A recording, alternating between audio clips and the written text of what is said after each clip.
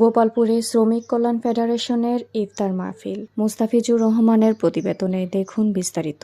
টাঙ্গাইলের গোপালপুর পৌরশাখা বাংলাদেশ শ্রমিক কল্যাণ ফেডারেশনের উদ্যোগে ইফতার মাহফিল অনুষ্ঠিত হয়েছে। গোপালপুর শ্রমিক কল্যাণ ফেডারেশনের সভাপতি মোহাম্মদ ওবায়দুল্লাহের সভাপতিত্বে অনুষ্ঠানে প্রধান অতিথি হিসেবে উপস্থিত ছিলেন জেলা জামাতের সেক্রেটারি মাওলানা হুমায়ুন কবির। বিশেষ অতিথি হিসেবে উপস্থিত ছিলেন জেলা ফেডারেশনের কর্মপরিষদ সদস্য মোহাম্মদ বোরহান উদ্দিন, গোপালপুর উপজেলা শ্রমিক কল্যাণ ফেডারেশনের উপদেষ্টা হাবিবুর রহমান তালুকদার, মধুপুর উপজেলা যুব বিভাগের সভাপতি সাইফুল্লাহ প্রমুখ। অনুষ্ঠানটি সঞ্চালনায় ছিলেন ফেডারেশনের সেক্রেটারি অবসরপ্রাপ্ত সেনা কর্মকর্তা আতাউর গনি উসমানী। ইফতার মাহফিলে শ্রমজীবী ব্যবসায়ী সহ বিভিন্ন পেশার কয়েকশত মানুষ উপস্থিত ছিলেন। Mahjabin Sadia, news desk, daily news Bangla 20।